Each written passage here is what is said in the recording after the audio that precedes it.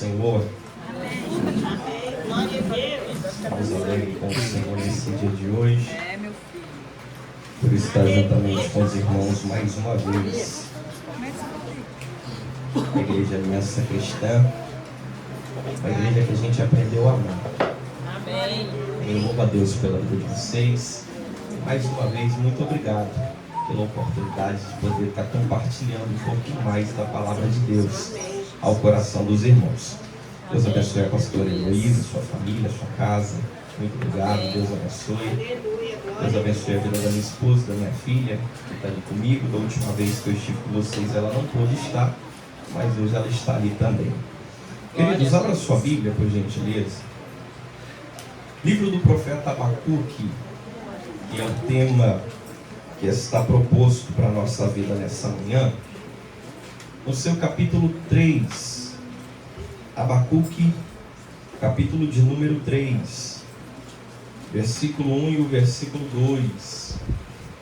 O tema que está proposto fala sobre avivamento, uma obra do Espírito Santo. Abacuque capítulo 3, versículo 1 e 2, diz assim: oração do profeta Abacuque, sob forma de canto. E o versículo 2 ele vai dizer: aviva, Senhor, a tua obra. Aviva, Senhor, a tua obra. Em algumas traduções se inicia: Senhor, tenho ouvido as tuas declarações e sinto temor. Aviva teus feitos e com o passar dos anos torna-os conhecidos. E em tua ira lembra-te da tua misericórdia. Quando nós vamos estudar e analisar o livro do profeta Abacuque, nós vamos perceber que Abacuque, ele é um dos profetas que vai profetizar durante um período de grande catástrofe. E o que me chama a atenção é que Abacuque, ele profetiza dentro de um período crítico, mas Abacuque, ele também é conhecido como um profeta meio do avesso. Por que Abacuque é um profeta do avesso? Porque Abacuque, ele não profetiza diretamente ao povo, mas Abacuque, ele é alguém que está orando e conversando com Deus em relação ao povo. Quando nós vamos ler todos os 3 capítulos, que é composto pelo seu livro, a gente percebe que em nenhum momento Abacuque, ele está falando com a nação, mas Abacuque sempre está falando com Deus. Isso me desperta uma grande atenção, porque Abacuque está orando a Deus, e Deus está mostrando algumas coisas a ele, e Abacuque, dentro dessa oração, logo no capítulo 1 e no versículo 1, se você abrir a sua Bíblia, você vai perceber que o texto diz: a grave pronúncia que foi revelado a Abacuque, o profeta. Em algumas traduções está o peso que viu o profeta Abacuque. Isso nos chama a atenção porque o ministério que Deus tem sobre a vida dele é um ministério pesado. E todo ministério da parte de Deus se dá início por uma grande visão. Deus vai revelar uma grande visão ao profeta, e diante dessa grande visão ele entende que essa visão tem peso. Por quê? Porque Deus vai mostrar ao profeta Abacuque a Babilônia sitiando a cidade de Jerusalém. Deus vai mostrar ao profeta Abacuque os caldeus se aproximando. Quando nós vamos estudar o livro, a gente percebe que tanto a expressão babilônico ou caldeus se refere ao mesmo grupo de pessoas. E a gente percebe que no capítulo 1 e no versículo 2, Na sua oração, Abacuque vai dizer: Senhor, até quando eu clamarei e o Senhor não me ouvirá? Abacuque está dizendo: Deus, eu estou querendo uma resposta diante da situação que está para acontecer. Mas em nenhum momento do capítulo 1 nós vamos ver Deus respondendo o profeta. Porque se você analisar o texto, Deus só vai falar com o profeta no capítulo 2 e no versículo 2, quando o texto diz: e ele, o Senhor, me respondeu. Deus está ensinando o profeta que nem sempre a resposta vem no tempo que a gente quer. Nem sempre a resposta chega na hora que a gente deseja que ela chegue. Abacuque ora todo o capítulo 1 pedindo uma resposta, mas Deus ainda continua em silêncio. Deus ainda continua calado para o profeta, porque Deus só vai falar com ele no capítulo 2 e no versículo 2 em diante. Deus decide responder o profeta da maneira que me chama muita atenção, ao ponto de Deus falar: Abacuque, tudo aquilo que eu te der, escreva, e escreva de uma forma tão grande que quem passar correndo venha entender. Olha o que diz o versículo 2: e ele me respondeu e disse: registra a visão e grava sobre tábuas de pedra, a fim de que todo aquele que passa correndo possa ler. Em outras palavras, Deus está dizendo de uma forma aportuguesada, bem claro para a gente entender: Abacuque, cria um outdoor bem grande, que quem passar consiga ver, que quem passar consiga ler. Por quê? Porque o que eu tenho para falar é algo muito sério, é algo muito pesado. E o que me chama a atenção é que Abacuque ele vai escrever, e quando a gente vai perceber todo o contexto histórico que Abacuque está inserido, Abacuque ele profetiza dentro do reinado do rei Joaquim, e o cenário é de muita violência, o cenário é de muita corrupção, não só dentro do templo, mas por meio do povo. Há uma injustiça social que o povo está cometendo diante de Deus e diante da nação. Abacuque é contemporâneo de Jeremias, é por isso que Abacuque vai orar. Deus vai dar uma visão para ele, e após Deus levanta o profeta Jeremias, que também tem uma palavra pesada, que também tem uma palavra dura, e a mensagem de Jeremias é uma mensagem de arrependimento. Mas só que o povo não quer dar ouvido à palavra que Deus tem, o povo não quer dar ouvido àquilo que Deus está falando. É por isso que Deus vai levantar a Babilônia ou os caldeus como vara de correção, para trazer a nação de Israel para perto, para trazer o povo de Judá para perto. E o que me chama a atenção é que quando a gente chega logo no capítulo 3, e é sobre isso que eu quero falar, porque é o tema que está inserido para esse dia de hoje, a gente vai perceber que logo no versículo 1 e no versículo 2, o profeta vai dizer oração em forma de canto do profeta Abacuque. E ele diz: ouvi, Senhor, a tua palavra e temi. E depois ele diz: aviva, ó Senhor, a tua obra. Perceba uma coisa: Abacuque ele está orando ao Senhor, e nesse momento entre oração e louvor, ele vai fazer um pedido ao Senhor, ele vai falar algo com o Senhor. Ele começa orando, mas ele termina cantando. Ele começa de um jeito, mas ele termina de outro jeito. E no versículo 2, ele vai iniciar falando: ouvi, ó Senhor, a tua palavra. Isso aqui me chama a atenção, porque nós vamos falar de avivamento. E nunca haverá avivamento sem antes nós ouvirmos a palavra do Senhor. Porque é a palavra do Senhor que produz avivamento. E uma das coisas que eu preciso de destacar aqui é sobre a audição, porque tudo começa pela audição, tudo começa pelo ouvido, tudo começa pelo ouvir a palavra de Deus. Quando nós vamos analisar o problema da queda da humanidade, a queda da humanidade também se dá pela falta de ouvir aquilo que Deus falou e a falta de obedecer aquilo que Deus havia falado. Quando a gente lê Gênesis capítulo 2, versículo 16 e o versículo 17, Deus vai falar algo para Adão. O que Deus fala para Adão? Olha, Adão, de toda a árvore do jardim você pode comer livremente, mas da árvore do conhecimento do bem e do mal não comerás. Deus está dando uma ordem para Adão. O que havia no Éden?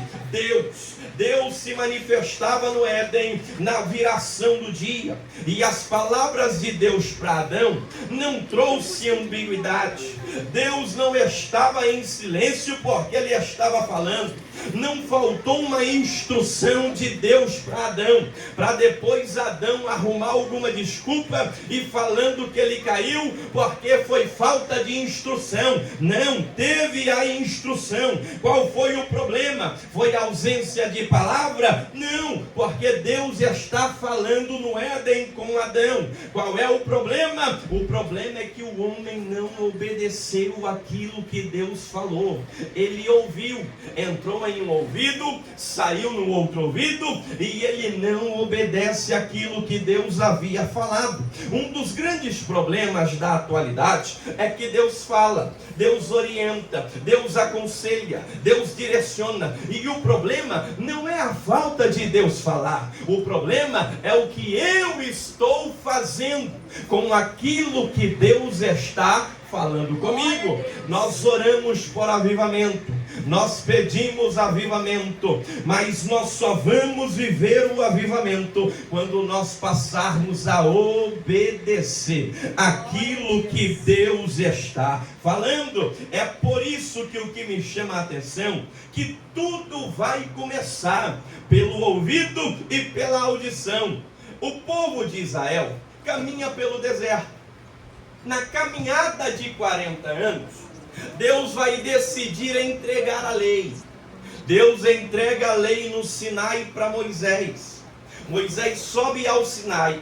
Ali no Sinai Deus dá as 10 tábuas da lei. Mas só que durante todo o percurso o povo continua pecando. O povo continua murmurando. O povo continua desobedecendo. Foi falta de palavra? Não, porque Deus já tinha dado a lei. Então foi falta de obedecer aquilo que Deus entregou a Moisés por meio da lei. Deus diz na lei: não adorarás a outros deuses. Basta Moisés ficar um tempinho a mais no monte com Deus, eles levantam um bezerro de ouro e começam a cultuar o bezerro de ouro. Foi falta de palavra? Não, foi falta de obedecer aquilo que Deus falou. O que me chama a atenção, que quando nós vamos ver os profetas, Deus também levanta os profetas, seja ele os profetas menores, a qual Abacuque está inserido, seja ele os profetas maiores. Deus levanta os profetas para falar. Qual é a mensagem que Deus dá para a vida dos profetas a entregar a nação? Se arrependam, se arrependam, voltem para Deus, voltem para a presença do Senhor. Quando a gente vai ler o livro das crônicas de Israel, a gente vai perceber que os profetas profetizam. É falta de palavra? Não. É falta de quê? O povo dar ouvido àquilo que Deus está falando. É por isso que nos livros das crônicas de Israel, no segundo livro e no último capítulo, o que o povo faz? Ele tampa os ouvidos para não ouvir Deus falar. O povo não quer escutar Deus. O povo não quer ouvir as palavras de Deus. Aí é por isso que Deus vai levantar a Babilônia para trazer julgamento para a nação. Por quê? Porque Deus quer ter o povo perto de novo. E o que me chama a atenção é que o que nós vivemos na atualidade é um pouco parecido daquilo que os profetas viveram nos tempos bíblicos. Deus continua falando no meio da igreja. Deus continua falando no meio do povo. Aqui é maravilhoso. O negócio é o que a gente vai fazer depois daqui, com tudo aquilo que Deus veio falando no retiro, com tudo aquilo que Deus ele veio palestrando conosco dentro do retiro. No retiro é bom, é maravilhoso. A questão é o que eu vou fazer com aquilo que eu recebi de Deus depois daqui, quando eu chego na minha escola, quando eu chego no meu trabalho, quando eu chego na igreja que eu congrego, quando eu chego na rua que eu moro. Então a questão não é só ouvir, a questão é praticar aquilo que Deus está falando. Salmo de número 95, verso de número 7 e verso de número 8. O salmista ele diz: porque Ele é o nosso Deus, e nós, povo do seu pasto, e ovelhas da sua mão. E olha o que ele continua dizendo: se hoje ouvirdes a sua voz, não endureçais os vossos corações, assim como na provocação e como o dia da tentação no deserto. O salmista está dizendo: se ouvir a voz de Deus, abra o coração. Abrir o coração é deixar a palavra entrar, é deixar a palavra fazer morada. Irmãos, nunca houve um tempo aonde se tem tanto acesso à palavra como nos dias de hoje. Hoje é Bíblia no celular, é Bíblia no computador, é Bíblia impressa, é Bíblia no tablet. Hoje é pregação online. Nunca se houve um tempo com tanto acesso à palavra como nos dias atuais. Mas nunca se houve também um tempo com tanta necessidade de avivamento como nos dias de hoje. Nos tempos da patrística, dos pais da igreja, a palavra de Deus era escassa. Só rico tinha acesso. Só os padres tinham acesso. E quando a gente estuda a história da igreja, a gente vai perceber que quem tinha acesso distorcia a palavra para benefício de si próprio. Mas hoje não. Hoje todos nós temos acesso à palavra de Deus. Você sabe o que eu gosto na Bíblia? O que eu gosto na Bíblia é quando eu leio o livro de Neemias, no capítulo 8. Por gentileza, se você está com a sua Bíblia aí, seja no celular, seja impressa, abra a sua Bíblia aí. Neemias, capítulo 8, versículo 5. Eu vou te pedir uma ajuda. Quem achar primeiro, leia para mim. Neemias 8, 5. Esdras abriu o livro à vista de todo o povo, porque estava acima dele. Abrindo ele, todo o povo se pôs em pé. Olha que coisa linda, irmãos. Qual é o cenário do texto de Neemias? O cenário do texto é que eles estão vivendo uma reforma, porque os muros estavam fendidos, as portas estavam queimadas. Deus tira Neemias lá do palácio de Suzã e traz Neemias para Jerusalém para edificar a cidade. Em nenhum momento da Bíblia a gente vê Deus falando ou usando um profeta para falar que Neemias tem que ir edificar os muros e edificar a cidade. O que eu acho lindo no livro de Neemias é que Neemias, ele é alguém que se oferece para Deus. Ele é alguém que se posiciona e diz: Deus, estou aqui, pode me usar. Aí ele vai para Jerusalém. O que edifica primeiro? Neemias no capítulo 3 vai dizer que o que é levantado primeiro são as 12 portas. As 12 portas são edificadas primeiro. Por que edifica a porta primeiro e não edifica muro? O salmista diz que Deus ama as portas de Sião. Neemias está mexendo com o coração de Deus quando ele decide levantar as portas.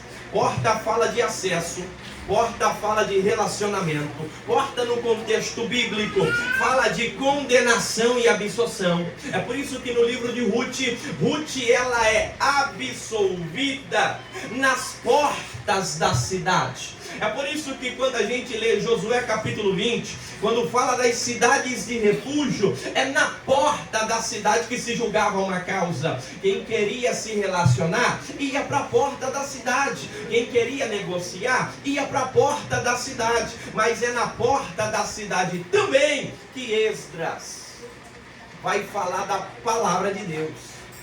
Qual é a porta que Esdras está? É só ler o versículo 1 e o versículo 2 do capítulo 8. É a porta das águas. Quando a gente vai estudar sobre a porta das águas, a gente vai perceber que a porta das águas foi a única porta que não teve reparo. Por que, irmão Pablo, que a porta das águas não teve reparo? Porque a porta das águas aponta para a palavra de Deus. E a palavra não precisa de atualização. A palavra não precisa de reparo. Ela é a mesma ontem, hoje e continua sendo a mesma eternamente. O que valeu no passado continua valendo para hoje e continua valendo para o futuro também. O que era errado no passado é errado hoje, irmão. O que era certo no passado continua sendo certo hoje. Por quê? Porque a palavra ela permanece a mesma.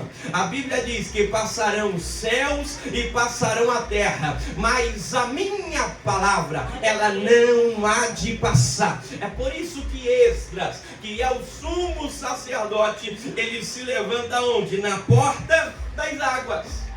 E quando ele se levanta na porta das águas, o que me chama a atenção é que Esdras ele vai pregar a palavra. Mas por que chamam Esdras? Logo Esdras tinha tantos outros sacerdotes. Aí isso me faz entender.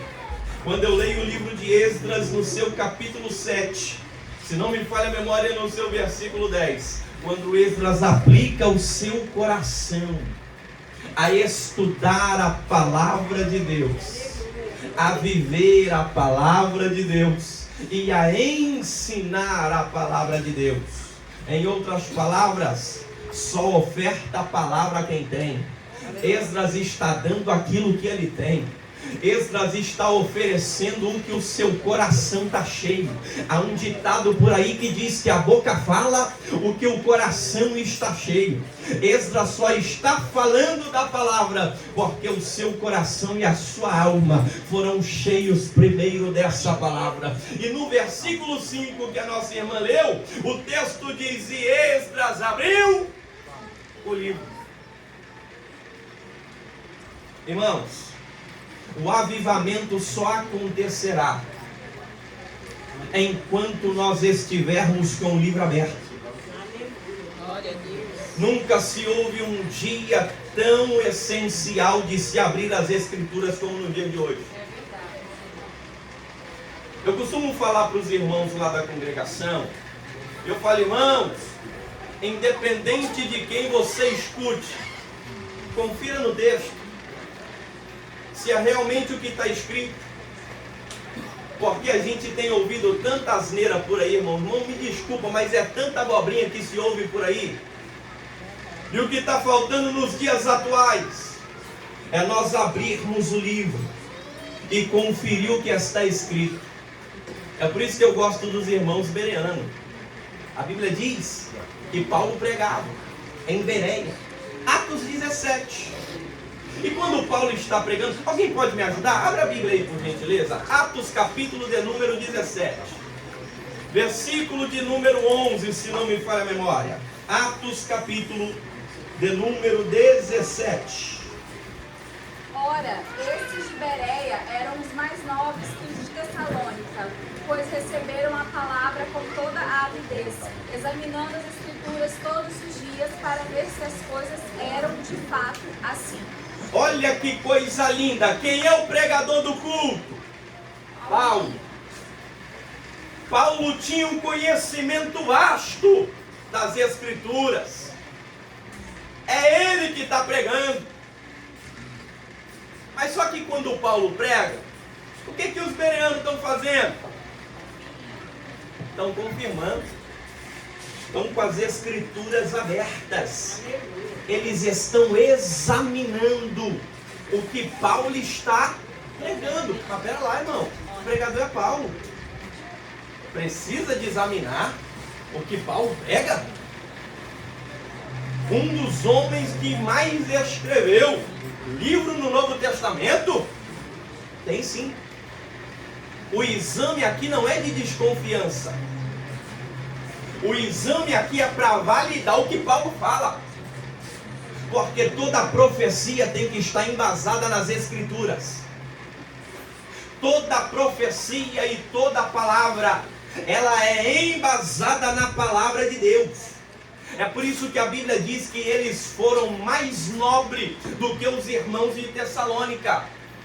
Porque enquanto Paulo está pregando, eles estão de olho no texto. Pode dar glória, pode dar aleluia, mas examina o texto. Eu falo com os irmãos na congregação, irmão, vamos glorificar quando a gente sentir Deus, mas de olho na Bíblia. Porque só assim a gente consegue entender o que Deus realmente quer falar conosco. E se quem está falando ou está pregando está dentro da palavra. Aí Abacuque diz: ouvi, Senhor, a tua palavra. Como saber se a palavra ela é realmente de Deus se eu não examino as Escrituras? Como saber se é realmente que Deus está falando sem conhecer a palavra de Deus? João, quando vai escrever a epístola, ele diz: examinai os espíritos, porque nem todo espírito provém de Deus. Eu sou pentecostal, irmão, eu sei que os irmãos também são. Mas nem todo mundo que baba unção pela boca está falando em nome de Deus. Glória a Deus. Nem todo mundo que sapateia, que roda e diz assim, diz o Senhor, está falando em nome de Deus. No Antigo Testamento, qual era a maior profecia que era dita?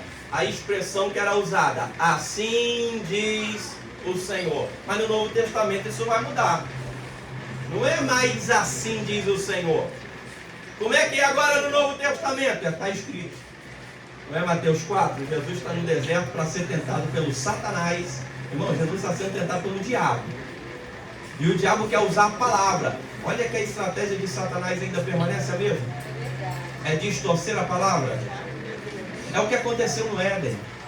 Quando a gente estuda a história do Éden, a gente vai perceber que antes do homem e da mulher comer do fruto, o diabo não tocou primeiro na mão deles, mas conseguiu captar a audição deles e tocar nos ouvidos.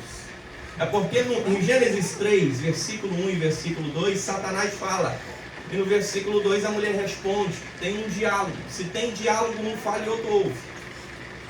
Do capítulo 1 e o capítulo 2 de Gênesis, a única voz que se ouve no Éden é a voz de Deus. É só Deus que fala. Mas só que quando chega no capítulo 3 aparece uma voz de um intruso, que é a voz do diabo. É a voz da serpente. E quando a serpente fala, o homem e a mulher vai dar ouvido. Aí é daí que se dá a queda. Jesus, ele está no deserto, ele está sendo tentado pelo diabo. Da mesma maneira que a serpente distorceu a palavra em Gênesis, a serpente também vai querer usar da palavra com Cristo no deserto, o diabo.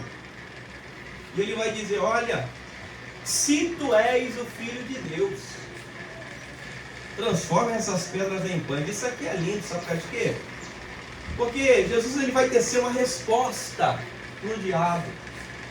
Ele vai dizer: Satanás, está escrito que nem só de pão viverá o homem, mas de toda palavra que sai da boca de Deus.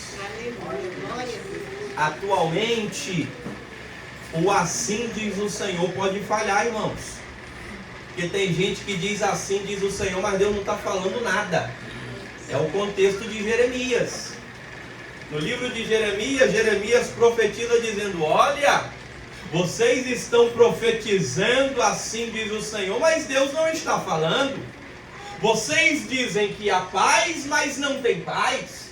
Vocês dizem que há guerra e que Deus está cessando essa guerra, mas a guerra ela ainda continua. Vocês profetizam que há cura, mas está todo mundo doente. Então assim diz o Senhor, falha, mas o está escrito não. O está escrito permanece. Por quê? Porque ele diz para Jeremias: Jeremias, eu sou o Senhor que velo sobre a minha palavra para a cumprir. É por isso que nós precisamos de ouvir a palavra de Deus e examinar a palavra do Senhor.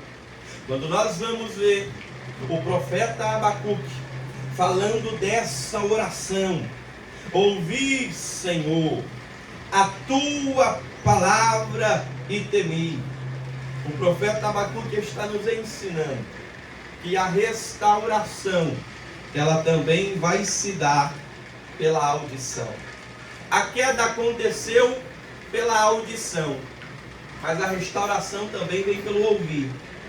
É por isso que no próprio livro de Gênesis, abra a sua Bíblia aí por gentileza, Gênesis, capítulo 3, versículo 8, 9 e o versículo 10. Quem achar, leia para mim por gentileza. E ouviram a voz do Senhor Deus, que passeava no jardim pela viração do dia, e escondeu-se Adão e sua mulher da presença do Senhor entre as árvores do jardim. E chamou o Senhor Deus a Adão e disse-lhe: onde estás? E ele disse: ouvi a tua voz soar no jardim, e temi, porque estava nu e escondido. Olha só que coisa que está acontecendo no jardim, irmãos. O homem e a mulher, eles vão pecar no Éden. Antes do pecado, Deus vinha na viração do dia e se relacionava. E esse relacionamento era construído com Deus todos os dias. Mas só que quando o homem peca, o texto não diz que é Deus que está vindo, mas o texto diz que é a voz do Senhor que passeia no jardim.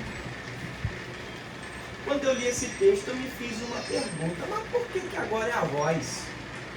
E não é Deus que se manifesta como se manifestava outrora? E o que me fez entender esse texto é quando eu pude perceber que Deus, ele não habita aonde tem pecado.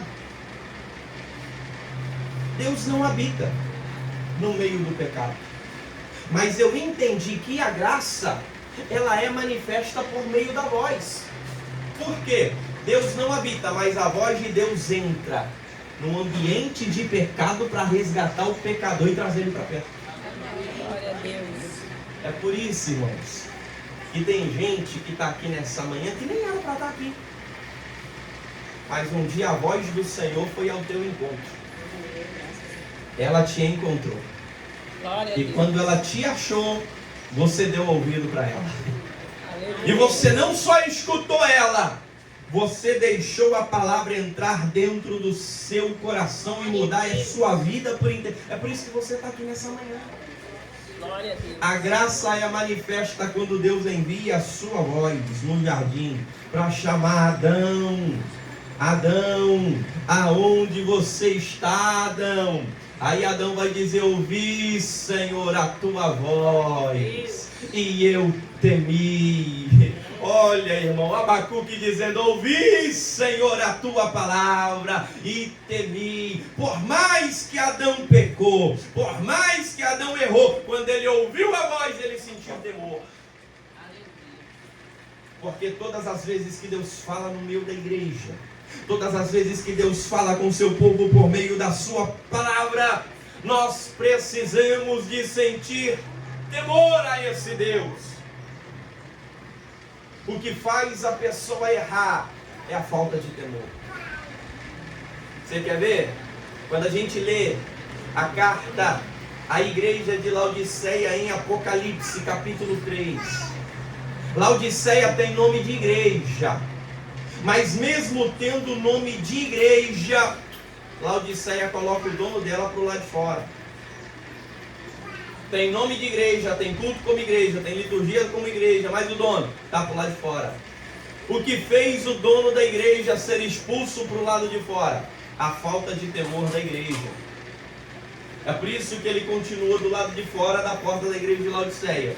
Mas a graça de Cristo é manifesta de uma forma tão extraordinária para essa igreja que ele continua batendo na porta. Irmão, quem aqui volta para um lugar onde é expulso? Se fosse comigo, nem lá eu pisava de novo. Mas graças a Deus que não foi. Porque a graça de Jesus ela é tão extraordinária que ela ainda continua insistindo, batendo na porta.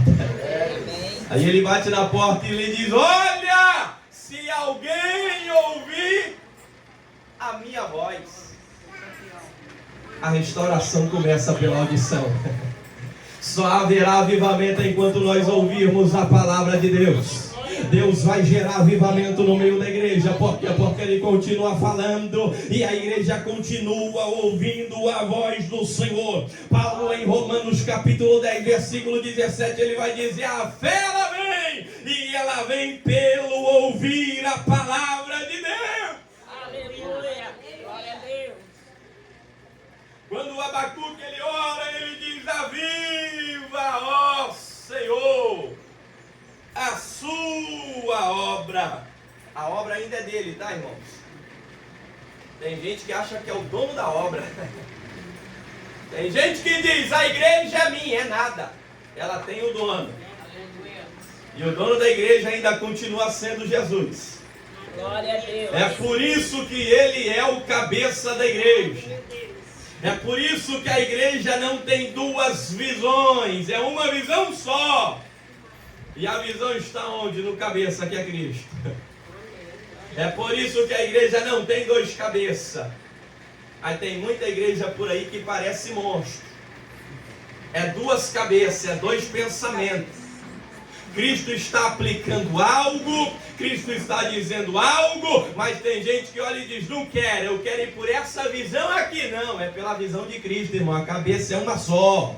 E Cristo que é o cabeça da igreja, é por isso que ele diz: aviva, ó Senhor, a tua obra. Abacuque está dizendo: eu não tenho nada, a obra é do Senhor. Se a obra é do Senhor, é só o Senhor que pode trazer avivamento para essa obra. Essa obra não é minha. Você lembra de Jeremias? Deus olha para Jeremias e diz: Jeremias, levanta e desce a casa do oleiro, porque lá te farei ouvir as minhas palavras. Você está vendo que tudo parte da audição? Lá te farei ouvir as minhas palavras. E o texto diz: então me levantei e desci e fui à casa do oleiro. E chegando lá, eu vi o oleiro fazendo o quê? A sua obra. A obra é dele, irmão. É ele que trabalha na obra. É ele que faz na obra. E Jeremias vai dizer que quando ele estava fazendo a sua obra de barro, o texto diz que o vaso, ele se quebra na mão do oleiro. Aí a pergunta que se faz: Jeremias é profeta, é ou não é, irmãos? Sim ou não? Ah, porque o vaso está quebrado e Jeremias não abre a boca para falar nada. Que a obra ainda é dele. Jeremias é profeta, mas ele não dá autoridade nenhuma naquele momento para o profeta falar nada em relação ao vaso. Porque está quebrado, mas está na casa do oleiro. Glória a Deus. Está quebrado, mas está no lugar certo. É por isso, irmão, que tem gente que vem quebrado para a igreja. E porque a igreja não tem capacidade, não pode falar nada a respeito de quem está quebrado. Porque está quebrado, mas vem para o lugar certo. E lugar de gente quebrada é dentro da igreja. Glória a Deus. Lugar de gente machucada é dentro da igreja. Por quê? Porque a igreja é o hospital dos hospitais. E o médico plantonista se chama Jesus de Nazaré. Entra doente e sai sarado. Entra quebrado e sai restaurado. É por isso que lugar de gente ruim não é lá fora não, é dentro da igreja mesmo. Por quê? Porque o ruim vem para dentro e fica bom. Glória a Deus. É por isso que antes mentia, não mente mais. Antes roubava, não rouba mais. Antes se prostituía, não se prostitui mais. Antes fazia tudo quanto é coisa de ruim, mas não faz mais. Por quê? Porque está no lugar certo. Está no ambiente da casa de Deus. Abacuque continua dizendo: ouvi, Senhor, a tua palavra e temi. Aviva, ó Senhor, a tua obra. Aí ele diz: no meio dos anos. No meio dos anos. E aqui eu já caminho para o encerramento.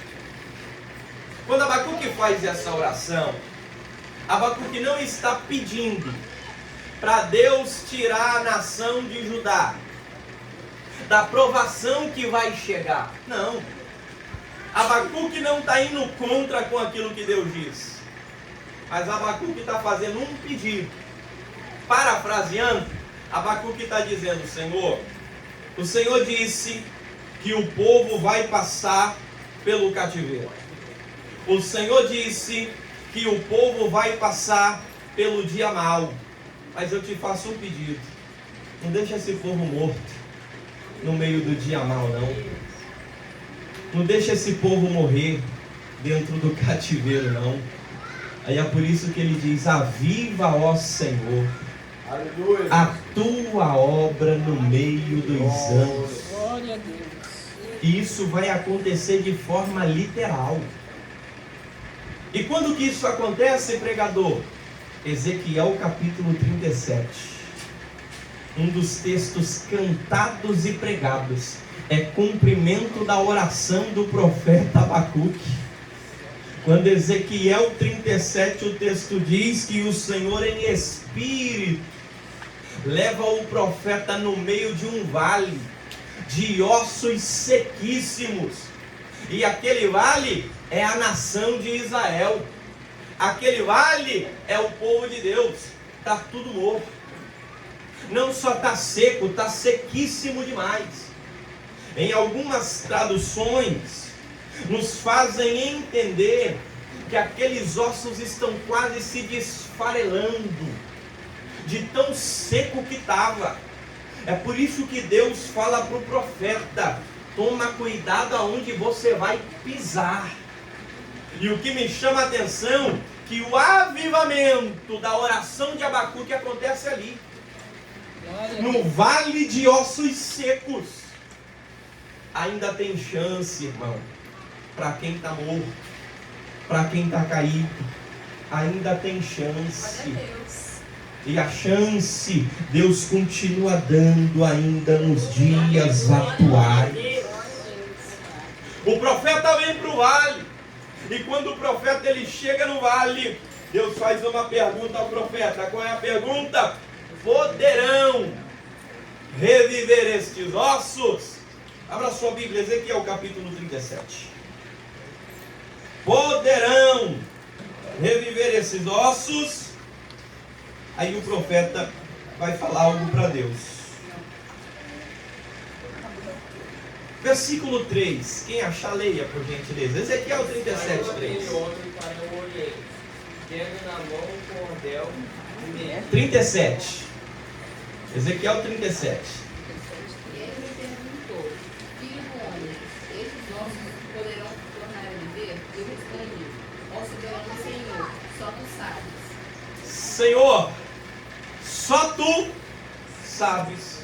Eu sou profeta, mas não sou dono de tudo. Eu sou profeta, mas eu só falo o que o Senhor manda. Eu sou profeta, mas o que prevalece não é a minha vontade. Então só o Senhor sabe. Você sabe o que Ezequiel está fazendo? Ele está usando a fé. E ele está dizendo: Deus, quem dá a última palavra não sou eu. Eu sou profeta, mas quem dá a última palavra é o Senhor. Então é por isso que é só o Senhor que sabe. Agora lê o versículo 4 para mim. Ezequiel 37, versículo 4. Então ele me disse: profetize a estes ossos e diga-lhes: ossos secos, ouçam a palavra do Senhor. Avivamento vem por meio da audição e da palavra. Ossos secos, escutem, ouvem a voz do Senhor. Porque no vale o que tem que aparecer não é o profeta, mas o que tem que aparecer e se manifestar é a palavra, é a voz do Senhor. Profeta vem, profeta vai. Pregador vem, pregador vai. Mas o que permanece é a palavra do Senhor. Muda o pregador, só não pode mudar a palavra do Senhor. Aí quando ele diz, ouvem a voz do Senhor, olha o avivamento acontecendo. Versículo 7, alguém pode ler? Ezequiel 37. E eu profetizei conforme a ordem recebida. Enquanto profetizava, houve um barulho, um som chocalho, e os ossos se juntaram, osso com osso. Olha só que coisa linda, irmão. O que é avivamento? Avivamento é Deus trazer vida para quem está morto. É Deus levantar quem está caído. Tem gente que acha que avivamento é só falar em línguas, né? Tem gente que diz, o culto foi avivado. Por quê? Teve gente espumando unção na boca. Mas avivamento não é isso não, irmão. Avivamento não é isso. Avivamento é tornar a vida o que está morto. Isso é avivamento, é mudança de direção, é mudança de rota. O verdadeiro avivamento não é a gente ficar pulando e rodando. Volto a dizer, não sou contra, mas o verdadeiro avivamento é quando a vida entra de novo naquele que estava morto. É quando Deus levanta aquele que está caído. Esse é o verdadeiro avivamento. Aí quando ele profetiza, o texto vai dizer que houve-se um ruído. Em algumas traduções, um barulho quando ele profetiza. Por quê? Porque o barulho não atrai a palavra. Tem gente que acha que barulho atrai palavra, mas barulho não atrai palavra. O que atrai o barulho é a palavra. A palavra, ela atrai o barulho, mas o barulho não atrai a palavra. Só acontece o barulho por quê? Porque primeiro a palavra foi liberada. Tem gente que acha que de muito barulho Deus fala na igreja. Não. Deus continua falando para a palavra. Aí o que me chama a atenção é que se ouve um barulho, aí começa a acontecer uma agitação no vale. Olha o avivamento acontecendo. A agitação começa a acontecer. E nessa agitação o texto diz que osso se ajunta a seu osso. Você sabe o que é isso aqui? Por meio da palavra de Deus, Deus está organizando o que está desorganizado.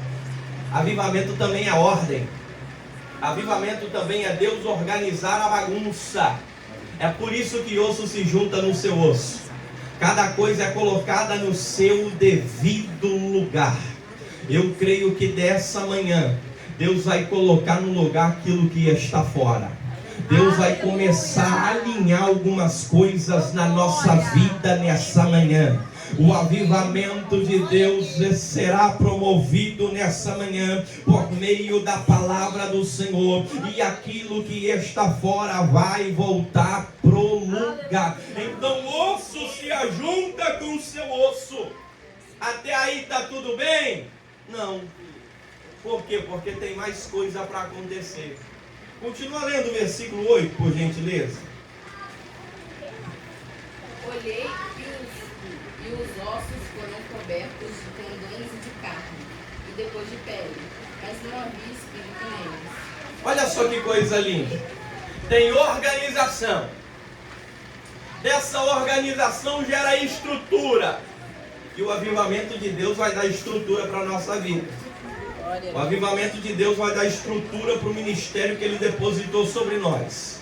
O avivamento de Deus vai dar estrutura para a nossa casa e para a nossa família. Então o que acontece? Acontece uma estrutura no vale. Osso se ajunta ao seu osso. Forma-se a estrutura óssea. Está tudo bem? Não. Aí o que Deus vai continuar fazendo? Por meio da palavra vai nascer nervo. E nervo é agente de locomoção.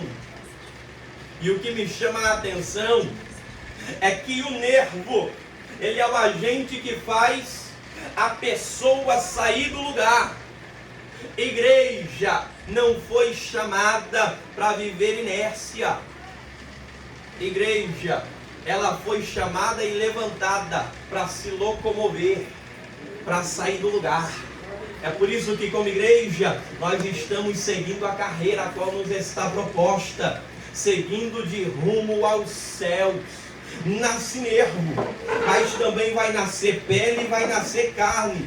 Isso fala de aparência, e é só o Espírito Santo que pode trazer aparência para a nossa vida. É só o Espírito Santo que ele pode gerar aparência para o nosso ser, porque aquilo que o diabo deforma, por meio do Espírito Santo, o Senhor, ele traz forma novamente aquilo que foi deformado pelo diabo. Então ele traz aparência. Aí a gente continua lendo, aí o texto vai dizer que não tem neles o Espírito. Aí Ezequiel profetiza e entra neles o quê? O Espírito de vida, o Espírito de Deus. E eles se levantam. Isso é avivamento. Avivamento, ele vem para nos colocar de pé. Mas quando eles estão de pé, eles estão aonde? No cemitério. E você já percebeu que Deus está gerando o avivamento dentro de um cemitério? Deus levou Ezequiel para aquele cemitério, em espírito. Hoje nós andamos, irmãos, num mundo que também é um cemitério. É tanta gente morta viva aí andando pelas ruas. Está morto espiritual, está vivo fisicamente, mas espiritual está morto. Mas Deus vai nos usar como um Abacuque nessa geração. Deus vai nos usar como um Ezequiel nesse tempo, para profetizar e pregar a palavra.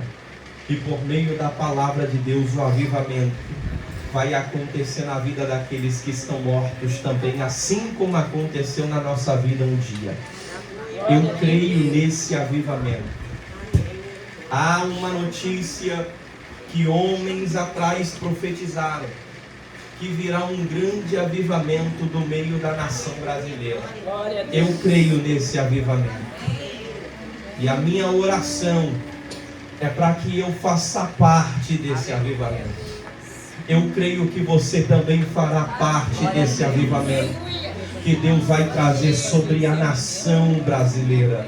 Existem alguns países aí fora, a África é um deles, que quando oram, pedem a Deus para guardar a vida dos brasileiros, porque eles sabem da profecia liberada sobre a nação.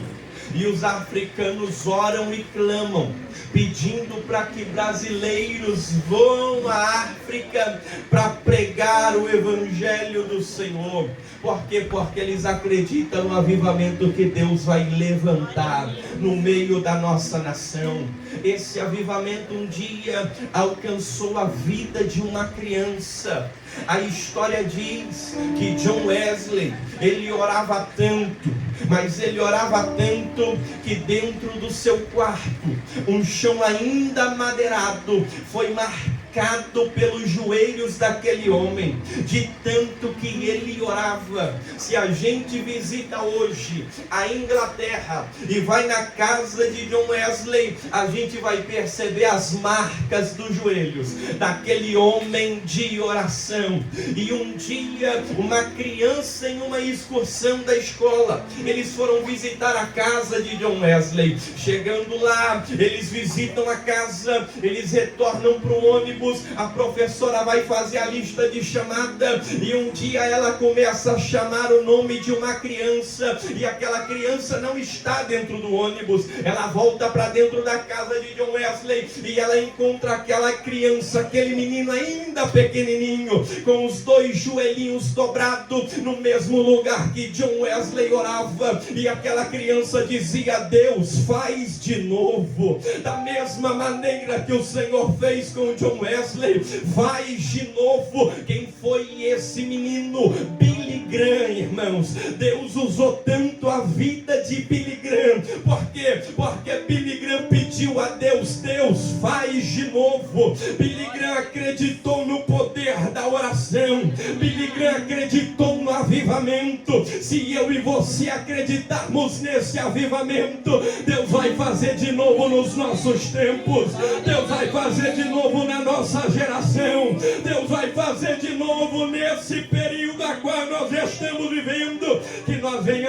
desse retiro, pedindo a Deus: faz de novo, Senhor. Usa a nossa vida de novo, Senhor. Usa, Senhor, a nossa vida nesse tempo. Eu creio que Deus vai levantar uma geração cheia do Espírito Santo de Deus. Eu creio que Deus vai levantar uma geração que abre mão do pecado e decide viver para Deus em santidade.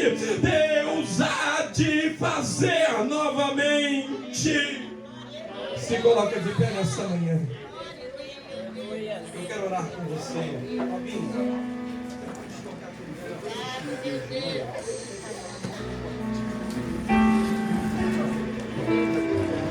No ministério de louvor, louvar vecino, Deus me trouxe à memória algumas histórias que eu já li de homens que oravam e Deus enchia, e por meio desses homens grandes avivamentos eram promovidos. Glória a Deus. E antes de eu orar, eu falo de uma das biografias que mais marcou a minha vida, que foi a biografia de John Knox, um reformista escocês. John Knox, ele era um dos padres do seu tempo. E John Knox orava tanto, mas tanto, que um dia a rainha da Escócia fez um pronunciamento. E a rainha da Escócia, ela disse: eu temo mais as orações de John Knox do que um exército de 100.000 soldados. Glória a Deus. A Escócia ia entrar em guerra, mas aquela mulher disse: eu temo as orações de um homem. E John Knox orou tanto que Deus promoveu o avivamento na Escócia. Glória a Deus. Por meio de um. Deus não precisa de uma multidão. Deus precisa de um com o coração aberto e disponível. Nós vamos orar. E você vai pedir: enche-me. Você vai falar: enche-me, Deus. Glória a Deus. Deus. Eu sinto Jesus nessa manhã. Glória a Deus. Aleluia. Muito obrigado, meu Deus.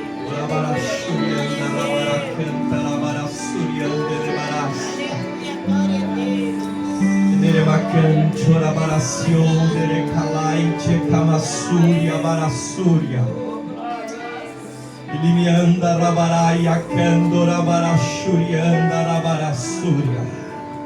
Espírito Santo de Deus, nós clamamos nessa manhã e nós pedimos por esse avivamento, nós pedimos por essa graça, nós oramos a Deus por essa unção.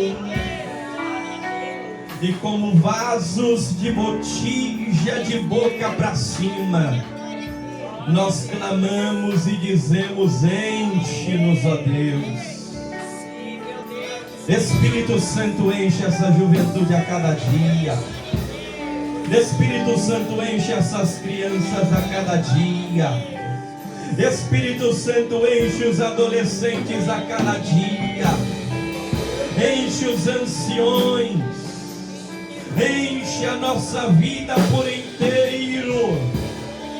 Paulo, em Efésios 5,18, ele vai dizer: não embriaguei-vos com vinho em que há contenda, mas enchei-vos do Espírito Santo de Deus. Nós sairemos dessa manhã cheios do teu Espírito. Nós sairemos daqui nessa manhã com o teu Espírito dominando a nossa vida por inteiro. É por isso que nós clamamos: enche-nos, ó Deus. Da mesma maneira que o Senhor levantou os homens da reforma protestante, da mesma maneira que o Senhor levantou os discípulos, da mesma maneira que o Senhor levantou os homens do primeiro século, Da mesma maneira, Pai, nós oramos e pedimos, nos levanta, nos usa com poder, nos usa com autoridade, incendeia o nosso coração com a tua palavra. Jeremias queria desistir, Jeremias queria abandonar. Ele diz: o Senhor me iludiu, o Senhor me enganou. Eu quero parar, mas eu não consigo parar, porque tem um fogo que arde em meus ossos, e esse fogo não me deixa parar.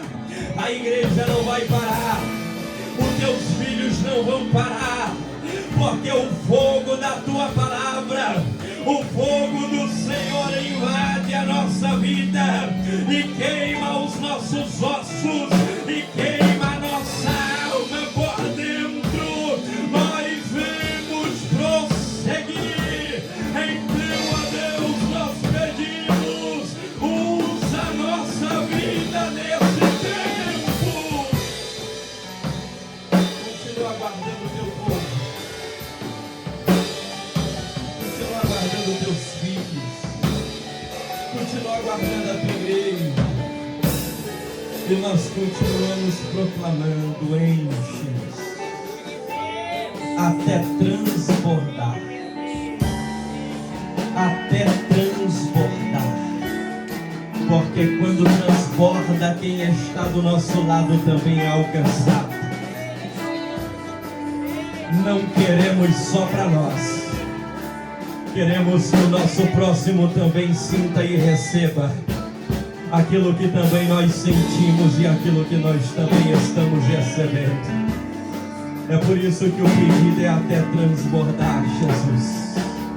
Muito obrigado por tudo, em nome de Jesus.